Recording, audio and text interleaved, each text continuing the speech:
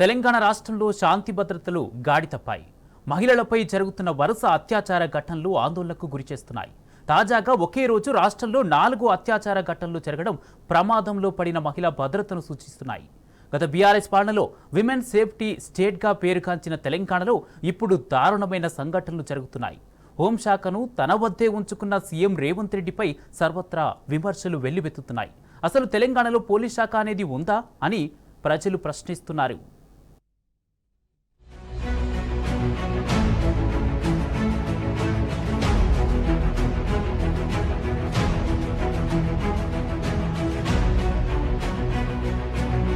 తెలంగాణ రాష్ట్రంలో పోలీసింగ్ గాడి తప్పింది. శాంతి భద్రతలు అదుపు తప్పాయి. బీఆర్ఎస్ పాలనలో పటిష్టమైన లా అండ్ ఆర్డర్తో సేఫ్ స్టేట్గా పేరుగాంచిన తెలంగాణలో ఇప్పుడు పరిస్థితి మారిపోయింది. తెలంగాణలో ఎన్నడూ లేని వింతపోకడలు వెలుగులోకి వస్తున్నాయి. రాజకీయ హత్యలు కలకలం రేపుతున్నాయి.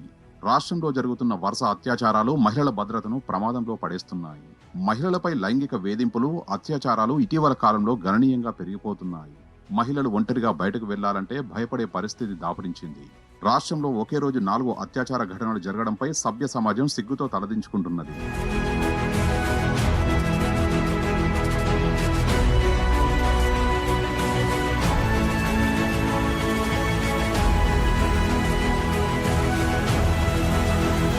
గత బీఆర్ఎస్ సర్కారు హయాంలో తెలంగాణ రాష్ట్రం మహిళల భద్రతకు కేరాఫ్గా నిలిచింది.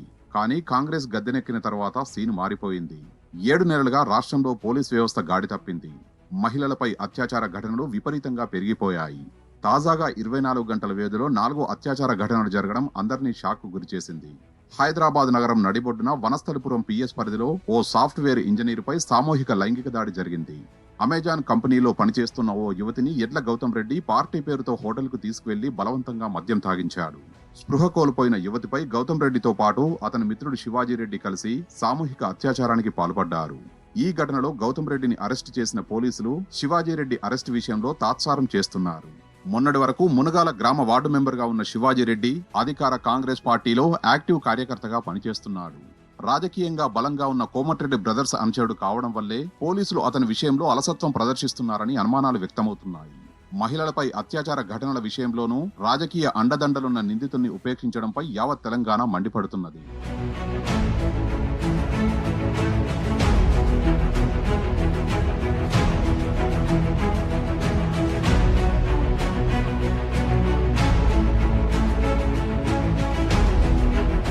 వనస్థలిపురం అత్యాచార ఘటన జరిగిన రోజే రాష్ట్రంలో మరిన్ని లైంగిక నేరాలు జరగడంతో సర్వత్రా ఆందోళన వ్యక్తమవుతున్నది. నిర్మల్ జిల్లా నుంచి ప్రకాశం వెళ్తున్న బస్సులో ప్రయాణిస్తున్న మహిళపై అఘాయిత్యం జరిగింది. నోట్లో గుడ్డలు కుక్కి డ్రైవర్ తనపై అత్యాచారం చేశాడని డయల్ 100 ద్వారా బాధితురాలు పోలీసులకు ఫిర్యాదు చేసింది. మేడ్చల్ సమీపంలో బస్సు ఉండగా మహిళ ఫిర్యాదుతో సిటీ పోలీసులు అప్రమత్తమయ్యారు. హరికృష్ణ ట్రావెల్స్ కు చెందిన బస్సు కోసం గాలింపు చర్యలు చేపట్టి ఉస్మానియా యూనివర్సిటీ పరిధిలోకి రాగానే బస్సును చేసి పట్టుకున్నారు. ఇక అదే రోజు నల్గొండ జిల్లా శాలిగౌరారంలో దివ్యాంగ మహిళపై ఓ ఆగంతకుడు అత్యాచారానికి తెగించాడు. ఒకే రోజు వరుస అత్యాచార ఘటనలు జరగడంపై బీఆర్ఎస్ పార్టీ నేతలు అధికార కాంగ్రెస్ పై మండిపడుతున్నారు. రాష్ట్రంలో మహిళల భద్రత ప్రమాదంలో పడిందని అసెంబ్లీలో ఎమ్మెల్యే మాజీ మంత్రి హరీష్ రావు ప్రభుత్వ తీరును ఎండగట్టారు. ఒకే రోజు రాష్ట్రంలో 4 అత్యాచారాలు జరగడం బాధాకరమన్నారు. సిగ్గుతో తలదించుకోవాల్సిన పరిస్థితి ఉందన్నారు. మహిళలకు భద్రత కరువైందని, పెరిగిన అత్యాచారాల గురించి అసెంబ్లీలో మాట్లాడి 48 గంటలు కాకముందే మళ్లీ ఇటువంటి ఘటనలు జరగడంపై ఆవేదన వ్యక్తం చేశారు. చట్టాలు చేసే అసెంబ్లీలో మనం ఉండి ఎందుకనే స్వీయ ప్రశ్న వేసుకోవాలన్నారు హరీష్ రావు. ఎందుకంటే హోంమంత్రిగా కూడా ముఖ్యమంత్రి గారే ఉన్నారు. ఈ ప్రభుత్వం వచ్చిన 8 నెలల కాలంలో లా అండ్ ఆర్డర్ బాగా దెబ్బతిన్నది అధ్యక్ష. మర్డర్లు ఈ ప్రభుత్వం వచ్చిన తర్వాత మన ఈ 8 నెలల కాలంలో 500 మర్డర్లు జరిగినాయి అధ్యక్ష. Dacoities 60, robberies 400, theft cases 10,000, rape cases 1800 rape కేసులు అయినాయి అధ్యక్ష. పోయిన ఒక్కటే జూన్ నెలలో ఒక హైదరాబాద్ నగరంలో 28 రాష్ట్రంలో స్త్రీలకు భద్రత కరువైందని, వరుస అత్యాచారాలు ఆందోళన కలిగిస్తున్నాయని మాజీ మంత్రి బీఆర్ఎస్ ఎమ్మెల్యే సబితా ఇంద్రారెడ్డి పేర్కొన్నారు. తెలంగాణలో వరుస అత్యాచార ఘటనలపై ఎమ్మెల్యే సబితా ఇంద్రారెడ్డి తీవ్ర ఆగ్రహం వ్యక్తం చేశారు. అసెంబ్లీలో చర్చించి 48 గంటలైనా గడవక ముందే 4 అత్యాచారాలు జరిగాయన్నారు. ఈ ఘటనలు తీవ్రంగా కలిచివేస్తున్నాయని ఆమె విచారం వ్యక్తం చేశారు. ఇవి ప్రభుత్వం సిగ్గుతో తలదించుకోవాల్సిన ఘటనలని ఆగ్రహం వ్యక్తం చేశారు. సబితా ఇంద్రారెడ్డితో పాటు అసెంబ్లీలో పలువురు సభ్యులు ప్రభుత్వ తీరుపై మండిపడ్డారు. రాష్ట్రంలో అదుపు తప్పుతున్న శాంతి భద్రతలపై ఆందోళన వ్యక్తం చేశారు.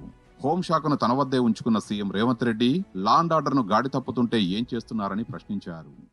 పోలీస్ వైఫల్యం కాదు, ప్రభుత్వ వైఫల్యమే అంటాను అధ్యక్ష నేను. ఎందుకంటే కంప్లీట్ రివ్యూ చేయాలా, ప్రతి క్షణం రివ్యూ చేయాలా. అధ్యక్ష, హైదరాబాద్ నడిబొడ్డున ఇంత జనాభా ఉన్నారు, గ్యాంగ్ రేపులు కావడం ఏంటి అధ్యక్ష? ఎటుపోతుంది అధ్యక్ష? అధ్యక్ష, కాచిగూడలో జరిగిన ఇన్సిడెంట్ అధ్యక్ష. అధ్యక్ష, కొల్లాపూర్లో ఒక గిరిజన మహిళ మీద జరిగితే అధ్యక్ష, అత్యాచారం జరిగితే వారం 10 రోజుల తర్వాత మేము వెళ్ళిన తర్వాత కానీ ఈ ప్రభుత్వం రియాక్ట్ కాలేదు అధ్యక్ష. అప్పటి వరకు పట్టించుకోలే, వారం రోజులు. అధ్యక్ష, పోలీస్ స్టేషన్లో కంప్లైంట్ ఈయనకి వచ్చిన లేడీ మీద కూడా తీసుకుపోయి గ్యాంగ్ రేప్ చేశారు అధ్యక్ష. దుండిగల్లో జరిగిన సంఘటన కూడా అధ్యక్ష.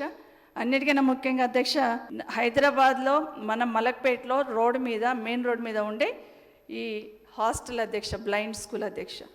ఈ అమ్మాయి కూడా మన వికారాబాద్ సంబంధించిన అమ్మాయి అధ్యక్ష. అధ్యక్ష, ఎప్పుడు అధ్యక్ష? 24th ఆఫీసర్లు పోతారు అధ్యక్ష విజిట్కి, ఏం జరిగిందని తెలుసుకోవడానికి. ఇంత గోప్యంగా ఎందుకు ఉంచాలి అధ్యక్ష? ఎందుకు యాక్షన్ తీసుకోవద్దు అధ్యక్ష?